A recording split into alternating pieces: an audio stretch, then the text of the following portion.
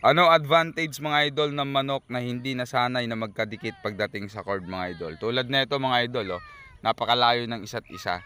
Kasi hindi sila sanay mga idol. Once na yan mga idol, medyo pinagtabi ko na kahit 2 metro yung layo, talagang magigirian sila, then talagang hindi sila titigil hanggat hindi nabubunot yung kanilang cord. Dahil hindi nga sila sanay at alam nila, ibibitaw sila mga idol. Okay, so yan ay isang napakaganda na sinyales na kung saan mga idol, once binitawan mo yung manok mo sa gradas, talagang game na siya. Hindi katulad pagkalimbawa na sana yan mga idol na magkadikit sila. Ang mangyayari dyan, malapit na yung opponent mga idol, ang mangyayari hindi pa siya papalo. Inaantay pa niya, minsan nauunahan pa. So yun yung kagandahan na hindi talaga literal pinagdidikit pag kayo ay nagko-cord mga idol. As long na mayroon tayong space na maganda, mas mainam magkakalayo. Then kailangan mga idol kahit 2 metro ang haba ng kanyang tali.